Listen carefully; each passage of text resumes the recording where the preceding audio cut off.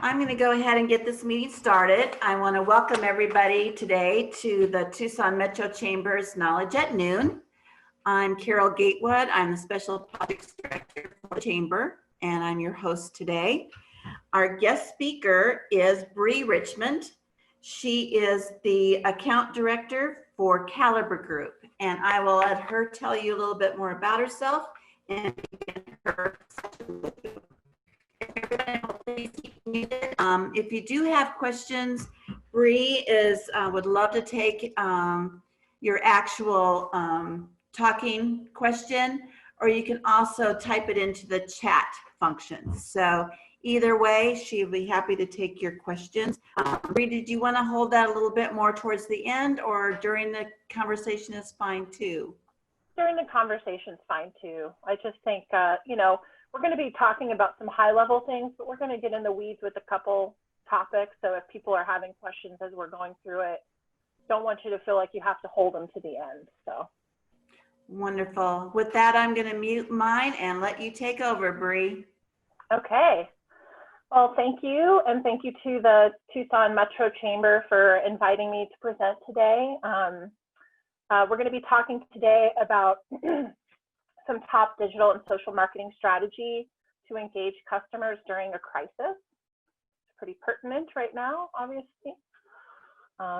Just to tell you a little bit about myself, I am a third generation Tucsonan, actually. My great grandfather migrated here in 1913 and had a trading post on Congress Street. And my grandfather lived here and owned businesses, and I've been, in and out of Tucson for many years, but this is my home. This is where my roots are. So I really care about Tucson. And, I owned my own business for a while, but now I work for Caliber Group, who has been in Tucson for over 20 years. I'm also on the board of the American Advertising Federation Tucson chapter. I have over 20 years of experience in the marketing and advertising industry. In my role at Caliber Group, what I do as an account director, I really am responsible for managing client relationships.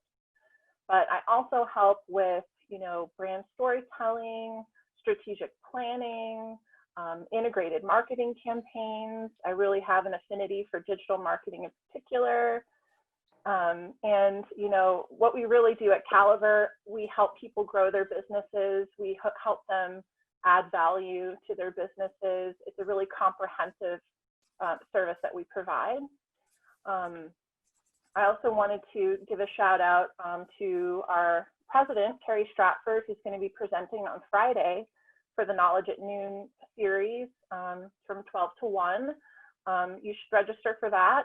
She's going to be talking about some additional strategies to help market, communicate, engage key audiences right now as well. And she'll be taking a little bit of a deeper dive into some of the things that I'm just going to touch on, more around marketing strategies and communication. So what we're really going to be covering today, it's really insight into how to approach digital marketing, paid, organic, both, to encourage engagement during this unprecedented time. I know that people are really confused. People are really scared. People don't quite know how to market their business. And so I'm going to show you some tips with digital advertising and social media that might answer some of those questions and give you some ideas. We're going to talk about high level things, but I'm going to dig in a little deeper and give you some actionable resources as well. I'm going to give you some links to some certain things, that resources from Facebook, Hootsuite, that type of thing, Google Ads, which I will put into the chat at the end of the presentation before Q&A, so that you can copy those and save them somewhere and use them as you need to. So with that, let's dive in.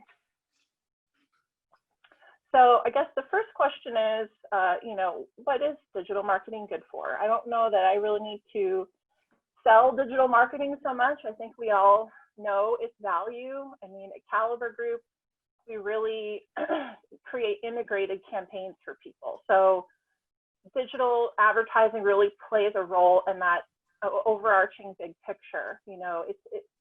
For our customers and clients, we typically combine digital marketing with traditional marketing, earned media to sort of, really flesh out the whole picture, reach people at different stages of their buying journey, things like that. But there are a lot of things that we really like digital marketing for in particular. One of those things is that it's really adaptable. It's a really easy thing to test different strategies on. You can run campaigns for a short period of time. You can run campaigns for a long period of time. But as you're optimizing and looking at results, you can see basically what people are reacting to, responding to, what's leading people to perform the action or conversion that you want them to perform. And it really enables you to sort of turn on a dime and re-strategize based on what things are performing well in order to get the most out of your investment. It's also a great way to learn about your audience. I think it happens quite often when people think they know their audience and then they run digital ads or even just through organic social media. And if you're looking at the right insights on your audiences and really doing your work with metrics reports, you can find a lot about them that you probably didn't know beforehand. Their affinities, their demographics, the types of content they respond to. So that's also a really valuable part of digital marketing. And then, you really can tailor the message to that particular person and their particular part in the buying journey. So, oftentimes we'll sort of map a user journey to the marketing funnel. And, there's different types of tactics that work to speak to someone who's higher up in the marketing funnel, for example. And that might be Facebook, where you're just trying to, or programmatic ads, where you're just trying to build that awareness and get impressions, versus someone who's lower in the funnel that you're really trying to, have click through to the website and convert in some way, fill out a form, make a phone call. But there are just tons of different ways you can use digital marketing, not just to, sell a product or service, but to generate leads, to nurture leads, to convert leads into customers, to retain your current customers, to continue to sell them products, and ultimately to make advocates out of your best customers.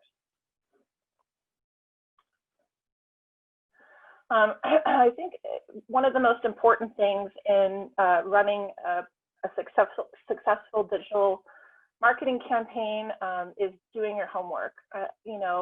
There's stuff that you need to do before you get going that is going to really determine the successfulness of your campaigns. Some of those things, it's really important to, define your audience, understanding who you're talking to, understanding what makes them tick, their demographics, their psychographic characteristics, understanding what they're buying, what are their pain points, how can you help them, what is something that you can give them that they find of value, and where can you reach them, where do they spend their time. It's also important to watch the landscape, learn about your competitors. That's another thing with digital marketing, that oftentimes people think they know who their competition is, which might be true when it comes from a product standpoint. When it comes from a digital standpoint, oftentimes there are players that they hadn't had on their radar that are identified. We've done several different, competitive analyses for some of our clients where we're taking their business and comparing it to their competitors, and we see time and time again that they didn't realize someone was, outbidding them on a specific keyword, or, overplaying them in the digital ad space, and so they are their competition. They weren't aware. So it's important to really understand those competitors, kind of figure out, where are they advertising? What are the messages they're using?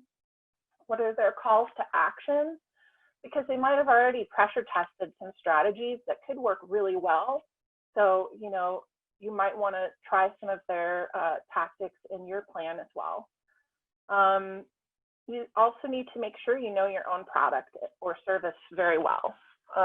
You know, what are your key differentiators? You're going to need to cut through the clutter. You're going to need to appeal to people in a very particular way in order for them to choose your product or service over someone else's. So you need to really figure out what makes it special, what makes it stand out against the competition, what gives it an edge. We always encourage doing, you know, a high-level SWOT analysis where you're figuring out your strengths, weaknesses, opportunities, and threats before embarking on any sort of campaign, and really honing in on where your opportunities are to outperform your competition. So, you know, there's a lot of people that are saying right now that you shouldn't be advertising. You know, if you can't sell stuff right now, there's no point in investing in the digital advertising campaign. I mean, we all know, obviously, the economy has been hit very hard by this pandemic. Things are really uncertain right now. Consumer confidence is at an all-time low. People don't want to spend money on things that they consider frivolous. But, you know, selling things isn't the only component of the business. There are lots of different ways you can use digital marketing to help your business grow during this time. So I want to show you a couple of different ways besides just selling stuff. So besides just driving sales, there's also other ways that you can engage your audience in conversations, you can generate leads, and you can grow your audience. It's really important to sort of take a more long-term mindset right now and think about where you want to be positioned and how you want to be set up when things hopefully turn around. So, you know, if you are willing to invest in digital ads right now, even if you're just, you know, breaking even in terms of revenue that you're generating, but at the end of it, you have grown your audience by 2 or 3 times, or you've generated a ton of leads, then you'll be well positioned, you know, when the economy improves and competition increases again. And you can use organic tactics like social media to nurture your audience. You can offer some free content that they find is useful. It won't necessarily increase sales, but people remember that kind of thing. You know, when you help them in times of crisis, when they're ready to grow and expand again, you'll be top of mind and they'll remember you because you gave them something that helps them when times were tough.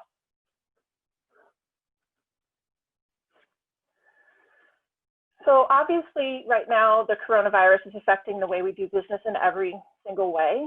You know, I think that early during the crisis, we were hoping that the economic damage and the recovery would sort of be a V shape, where it would be a quick free fall and then a quick recovery.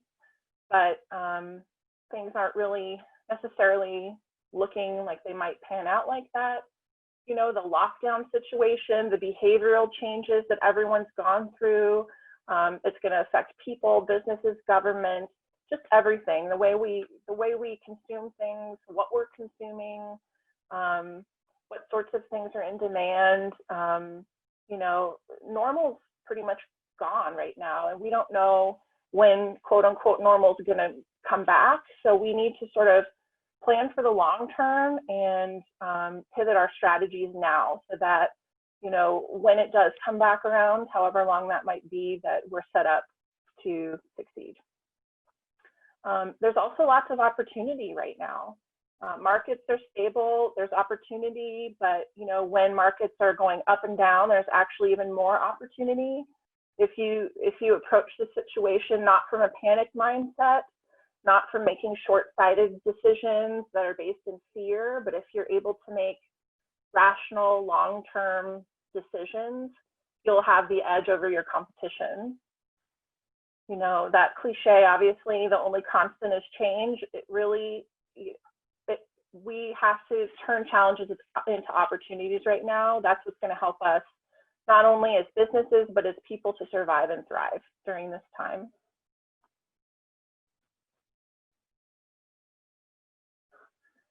So, one thing for sure, we can't just rely on evergreen tactics anymore as businesses. We have to, we can't just, write a bunch of social posts, for example, push play and walk away. We have to be examining everything we're putting out there and shift and respond to the world around us in order to be effective.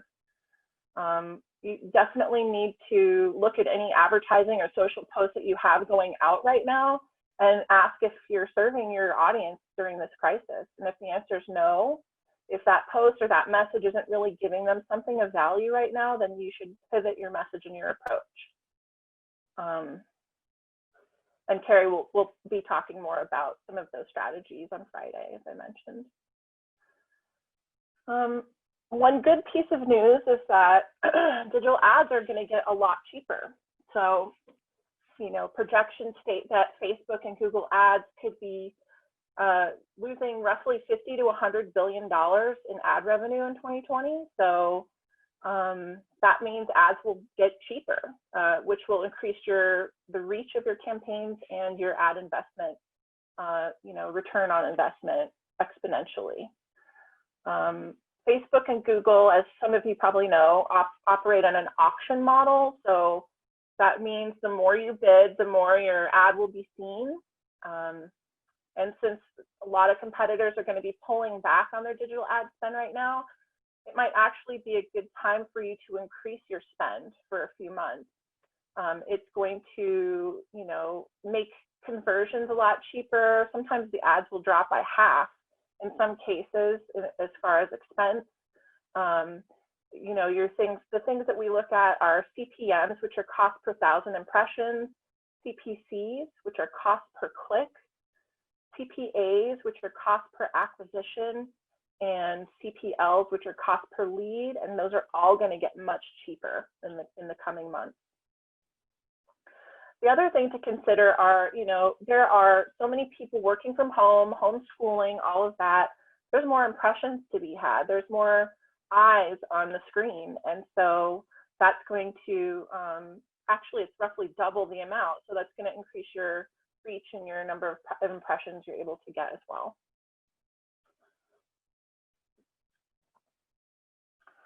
Another good piece of news is that Google and Facebook are going to be granting assistance to small businesses affected by COVID-19. They're giving advertising credits, and Facebook ads is actually offering some cash grants for those affected. And I'm going to give you some details on that here.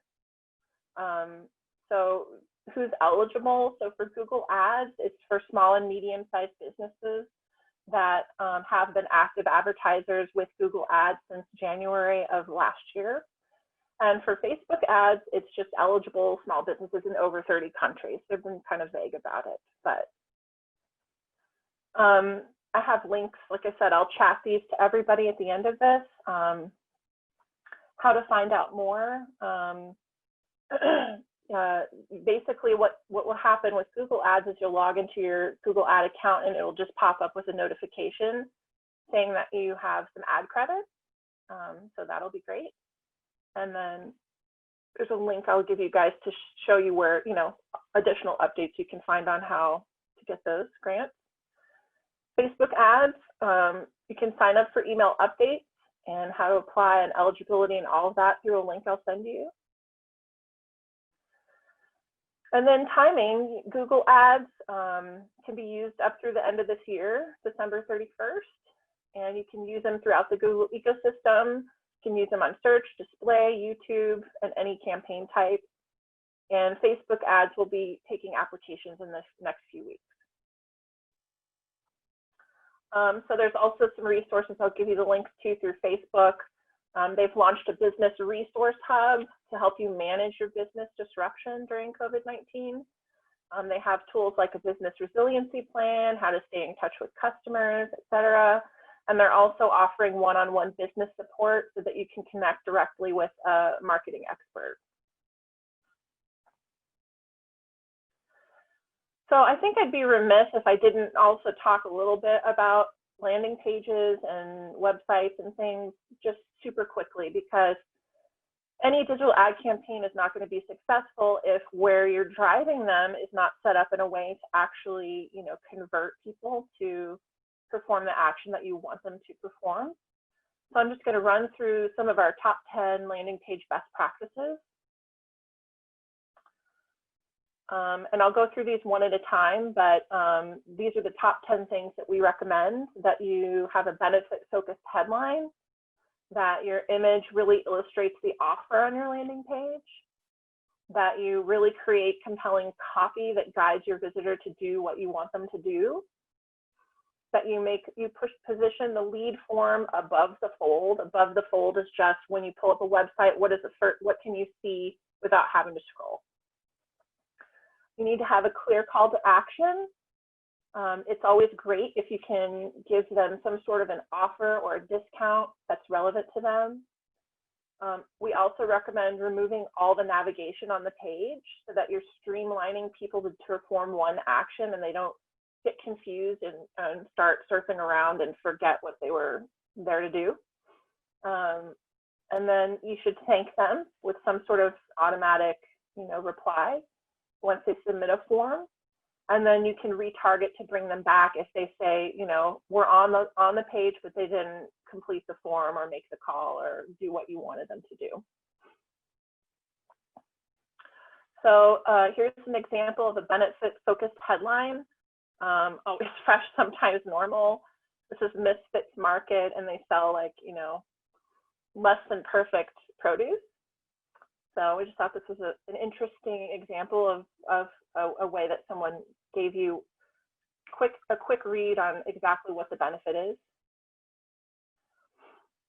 Use images that really show you, what you want people to look like after they've consumed your product or service. How good are they going to feel? How happy are they going to be? How they want to be seen, not necessarily how they see themselves, but how they want to be seen. This one's a little small, but compelling copy that really guides the user's actions, bullet points, breaking copy up, making sure that you're communicating to them in a linear fashion and really pulling them in to do exactly what you want them to do. Again, putting the lead form above the fold. Sometimes you can have like a hovering chat window or something, but just make it really easy for people to reach out. Clear call to action, it should be very simple, very straightforward. When a person clicks that button, what they expect to happen should happen. There should be no guesswork. And it should also probably stand out on the page so you're visually drawn to it. Giving away an offer, it's sort of, part of your lead's journey to your ultimate offer, your product or service. So a lot of times a conversion on a landing page would be something like, I'm filling a form out. The ultimate conversion is obviously they're buying something, but this is a part of that path. And you're sort of like bargaining with them, give me your personal information, so it's like, what's in it for me? What are you going to give me back? So sometimes people will give something away for free in order that people might, be in there for the long haul and purchase something at the end. Removing navigation, the inset outlined in red is what the normal navigation looks like. And then in the background, you'll see that that's all been stripped out. And you're just giving everybody a short, quick read on one page of the information that they really will help them to, perform the action you want them to perform. Giving them a quick thank you message once they've signed up and letting them know what happens next. And then, as I said, if they didn't complete the form or they bounced off the page, there are ways to retarget them on different websites. So, by adding something like a retargeting pixel or something like that, which is based off cookies and, can show up in different places that they surf on the web after they've left your page. I know that was a crash course, but, really important to set up think about the whole user journey. I see the ad, I click the ad, what happens next? Where do I go? Is it easy for me to figure out what I want to do next? Is it easy for me to convert? Is it easy for me to reach out? Okay, so now on to the organic social media portion. You know, there's a lot of ways to engage audiences on organic social right now, and there's a lot of traffic out there right now. How you approach it, how you handle your brand, how you communicate, it's kind of, it can be scary, but there are definitely some best practices that we'll share to make it hopefully a little less scary. And we're going to look at some brands that are doing it well so that you have something to reference. So really important, as I mentioned, look at what you're sending out there. Look at your social calendar, look at your posts, look at your messages, and make sure that it still applies now. Context shifts really rapidly in a crisis, so something that might have been great last week might not be appropriate this week. So just make sure you're reviewing that stuff often, because you could either seem tone deaf, or worst case scenario, could really damage your brand reputation. I think it's also important right now to get your social media policy and guidelines buttoned up if you have employees. Also to protect your brand reputation. The difference between a policy and a guideline, the guideline is really just sort of, best practices, sort of the rules and regulations, that sort of thing are laid out in the policy. So it's like the guidelines sort of say, this is how we do things on social media for this company, and the policy holds people to actually, behaving that way on social. And this extends to, employees' personal accounts too.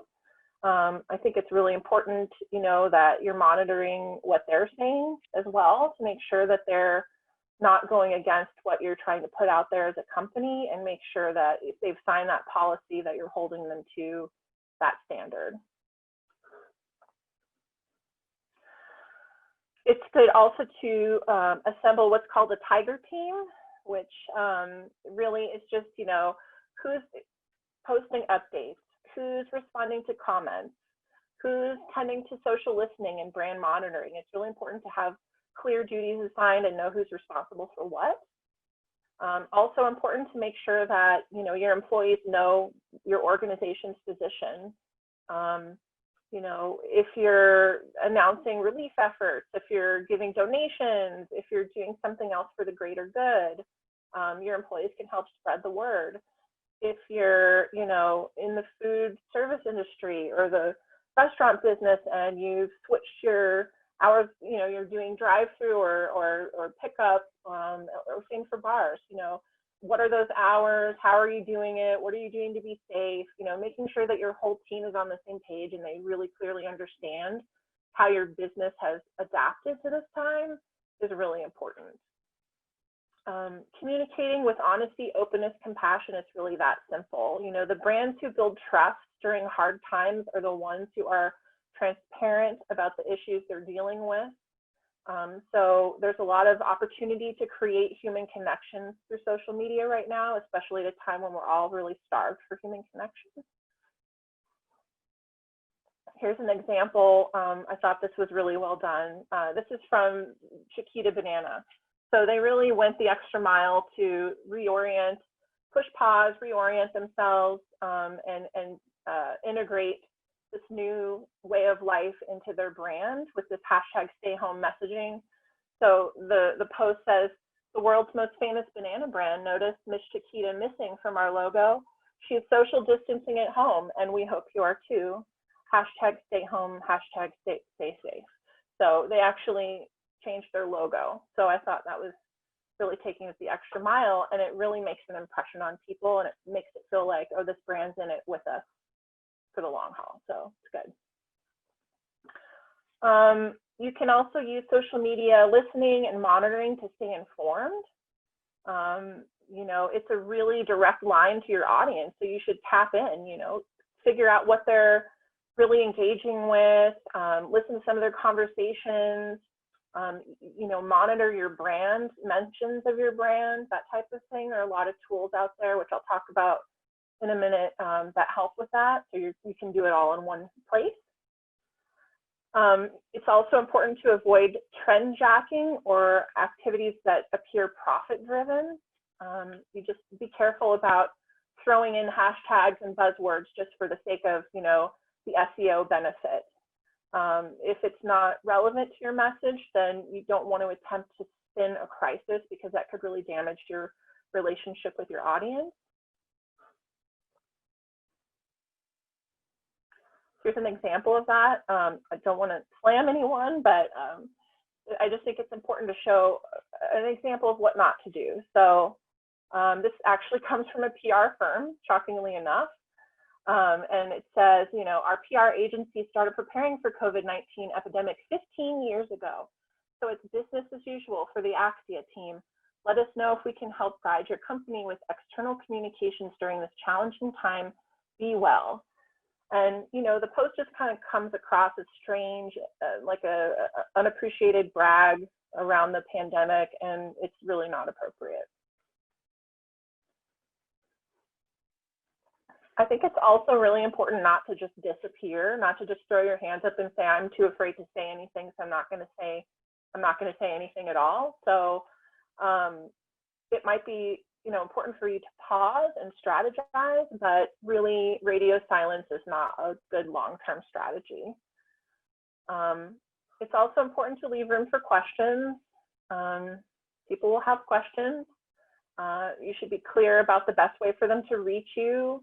Even if you're not deluged with panicked customer service inquiries, you should still be taking the time to engage with your audience, answering their questions, providing reassurance.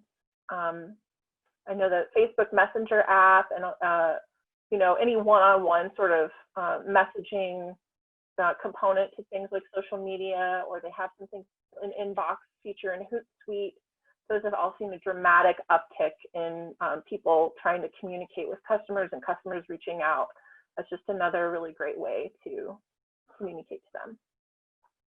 Here's an example from Clorox Wipes. Sorry, it's a little blurry, but they did a really good job responding to this person, Melly, who was asking about, what's the difference between disinfecting and sanitizing? Do we really have to wipe the surface for 4 minutes as per the instructions to kill germs? And they had a really good, clear, accurate answer for her. And it's important to respond quickly and accurately to people, customers, or not customers, just anyone who has questions for you.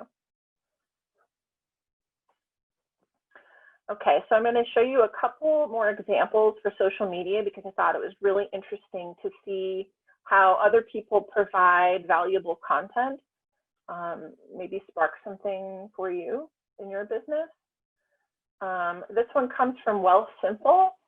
They're basically encouraging app users to think strategically about the super emotional topic of money during the downturn, the economic downturn. So it's fulfilling a genuine informational need, but it also shows a lot of empathy toward what people are thinking and feeling. So it's all about, is it time to buy a home, right? So the market crash, should I buy in the dip?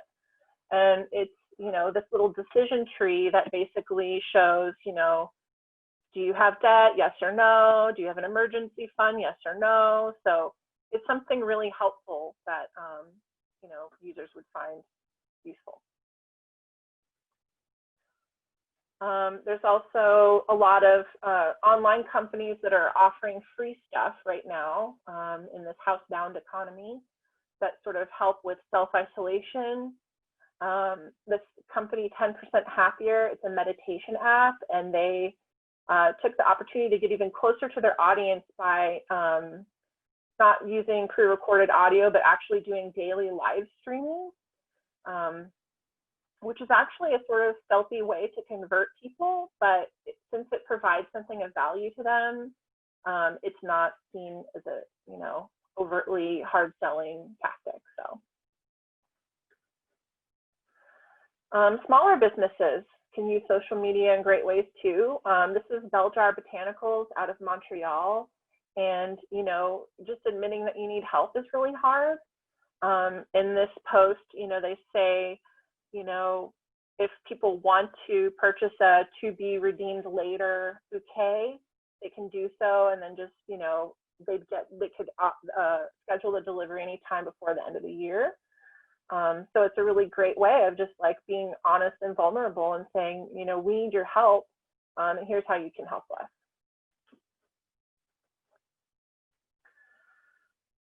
Then we have the David Suzuki Foundation. It was also a really great tactic of just, you know, providing support and value to their audience.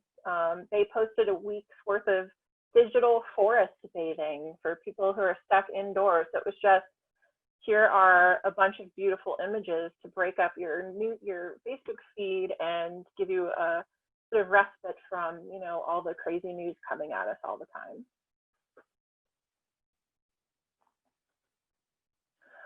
So with that, I'd like to talk just a little bit about how to get teams to be able to work together on a strategy remotely, because it is very challenging right now for some people.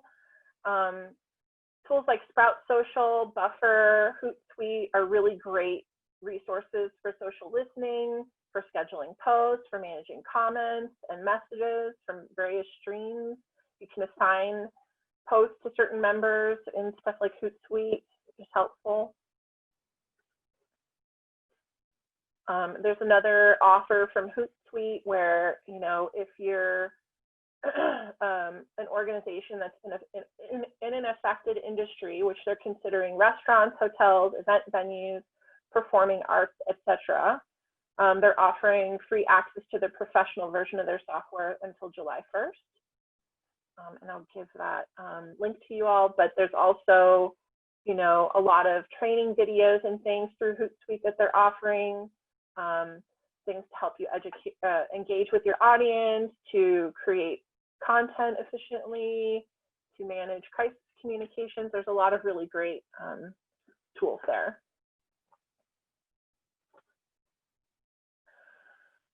You can also just schedule posts, you know, through the actual platform, but you can use something like Creator Studio in Facebook, which lets you do your Facebook and Instagram posting and answering comments and things in one place.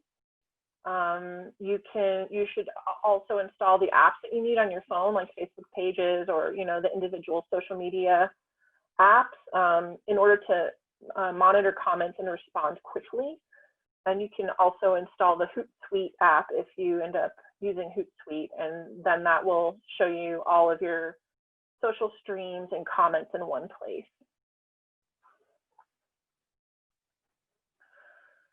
So the last little bit I'll talk about is evaluating results. So how do you know if things are working, right? I think it's really important, especially right now, to be evaluating constantly, especially in the beginning when you kick off a campaign. Let's say you do decide to invest in digital ads right now because you're, you know, going to get more for your money. You know, you wouldn't want to just create an ad and then just let it go and turn your back and wait 90 days and see what happens. You know, would definitely, one of the ways that we do it is you create a number of posts and you know, monitor them daily, and you see which ones are quote unquote your breadwinners. So the ones that are outperforming all the others, you keep those on and you sort of start to turn off some of the others. Also, the way that ads are set up on many platforms now, they're dynamic or responsive. So it's really, you're monitoring not only the platforms that you're using, but what ads are working within those platforms, and then what components of those ads are working. So video outperforms still images 9 out of 10 times. You know, what headlines are working, what descriptions are working. Monitoring your keywords that you're bidding on, that type of thing is really important. And the metrics that we use to tell us whether or not our campaigns are working for organic are the following 10. So page impressions, that's really just the number of unique people who saw your content. You can break those down by paid and unpaid sources. total engagements. That's just basically a tally of likes, favorites, reactions, comments, shares, views, clicks. It's a really all-encompassing metric, usually used for Facebook and social media like that. Reach, that's just how many people have come across your content on a particular platform. Page views, how many times someone viewed your timeline on a social platform. Profile views, anytime somebody just looks at a part of your profile, that's what that's called. Total followers is obviously how many people have liked your page since its inception. Types of posts, types of content people are engaging with, special offers, videos, images, that type of thing. Page positive feedback, how many positive reviews or ratings have you received? Consumptions is really just anybody clicking anywhere in your post, but you can break it down to video views, link clicks, etc. And then audience insights gives you information on your audience, like, are they male or female? What's their age? Where are they geographically located? And you can drill down into affinities, which are things like, are they a movie buff? Are they a foodie? And that can help you reframe your content and maybe appeal to them or write things that you would be more along those lines as an organic social post. Paid metrics, these are the big ones, but there's tons of others you can use too. Clicks is obvious. How many clicks has your ad received? Impressions, how many people saw your ad? CPM is cost per 1,000 impressions. We really like this one because it helps you compare things more on an apples to apples basis. So it's a more high level view. Certain platforms are good at doing different things, like programmatic ads or display ads, for example, are great at brand awareness and driving impressions, whereas like a Google search ad would be really good at driving clicks to the website, or a Facebook ad would be really good at driving engagement. So, this is kind of one of those sort of one size fits all metric, if you will. So it's easier to see, okay, we're putting in this much money and this is what we're getting out. Cost per click is pretty obvious too, but it's the price you pay for each ad click, and you calculate that by dividing the total cost of your clicks by the total number of clicks.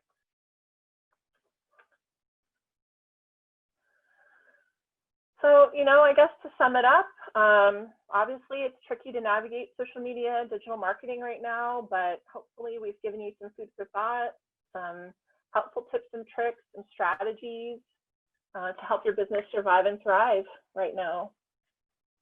And with that, if you have any questions, I would be happy to answer those. And I didn't see anything come through on chat, but I'm not sure if I'm just not seeing it.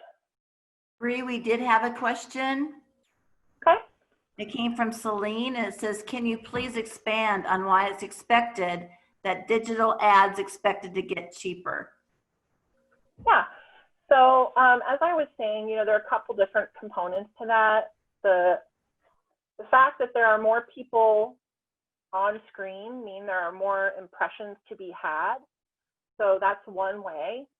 Another way is that the competition is going to back off.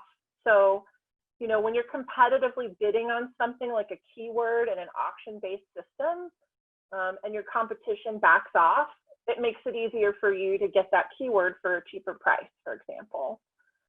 Same with Facebook ads and, Google display. You're competing with other people for, airspace, screen space, if you will. So when the competition goes away, then, it's that much easier for you to spend less money and get more impressions. Hope that makes sense. And Bree, this is Celine, actually. Thank you for that response. I have an additional question, and that is, what are your thoughts on kind of veering away from our principal service? So we're compliance consultants for medical devices, and writing articles that are kind of more timely, so stress of working at home, things of that. Or would you really stay focused on the goal of your company? I think it's important to combine them, right? It's like, there's tons of articles and information coming at people right now. Why would they want to get that from you? Like, what spin on it can you give that particular article, you know, that might have more relevance for what people are looking at and thinking about right now, but as it pertains to your business or the thing that you offer? So I think unless there's a way that you can really spin it and make it, you know, have its own voice as to why it would be coming from you, it's probably best to just, talk to not go there. You know, I mean, because there's so many things out there right now, and really the sentiment is different in different parts of the world. Excuse me, on, you know, is it bad to just be talking about your product and service right now, or do you have to tailor every single message to be about what we're going through? And it's, you know, mixed results right now. But I just think you don't want to be glaringly obvious if you're saying something that, you know, isn't appropriate right now. That's something to really look at. But don't try to sort of like, you know, capitalize on, you know, what content people are consuming right now just for the sake of driving web traffic or things like that. Make sure you have your own voice in it. Hope that helps. So I wanted to chat these resources to you guys too. So let me see if I can do that quickly.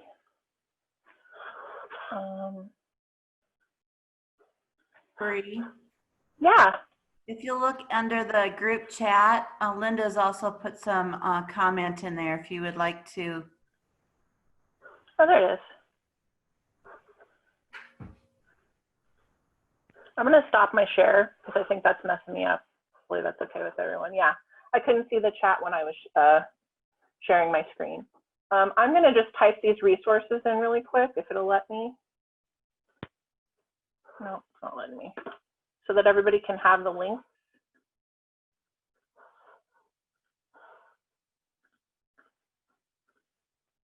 It's not letting me. Well, maybe we can find a way to send these out to everybody afterwards. It's not letting me paste them in the chat, but anyway. Let's see. In addition to, from Linda, in addition to my input, media costs are expected to decrease because the available inventory has increased due to decreased demand, and media are decreasing their costs to maintain cash flow for their businesses. Some media platforms like Facebook and Google are providing grants to help their clients survive. They assume this action will increase brand loyalty and trust as a result of these actions. So Linda is the CEO of the company Caliber that I work for. So those were her helpful tips on top of what I said about that question. Yeah, let's see. And I think that was all the questions. Hi, Bree. This is Ashley LaRussa with Rue Events. I just want to thank you so much for taking time today for this very valuable knowledge, especially during these times. I hope it was helpful. Definitely. I wanted to ask you, during these times, especially during COVID, are you finding locally more businesses and marketing collaborating together, coming together towards one focus, one hashtag, unity, as it were, as for brands as well as a state brand as it is, Arizona? You were breaking up a little bit at the end, but I think what your question was really about, like, are people coming together to sort of co-market and create hashtags and try to reframe the conversation? I've definitely seen that. You know, some of my friends that a couple of them might be on the call, have local businesses, and I've seen, you know, one of my friends in particular, she knows who she is, but do a great job of really reframing, repositioning, re-strategizing, and it always helps to see, like, she'll advertise other businesses, you know, on her social channels and say, hey, we went, you know, we got lunch for everybody here that's, you know, helping whatever our drive, you know, the pickup, the people that are providing the pickup orders for today, you know, and cross promoting each other and creating that sense of community. I mean, people are starved for community right now. So I think any time that you can come together and show how you're helping each other, and how you're sort of, you know, putting competition aside and just trying to, you know, help boost each other's businesses, I think that's always a great idea. And then if you're marketing together, you know, it's cheaper, you know, too. If you're going to do something that's paid, that decreases your cost as well. So, you know, you'll have to share the attention a little, but I think it's a great strategy. Thank you, Bree. Yeah. Cool. Do we have any other questions today? Well, we really want to welcome, I'm happy for everyone to be here. We have lots of more topics coming up in the next couple weeks. Please go to our website and sign up for anything that you're interested in following. And also, if you have a topic you would like to talk about, please let us know as well. So with that, I guess we will conclude the meeting and we'll see everybody again tomorrow. Thanks, Bree.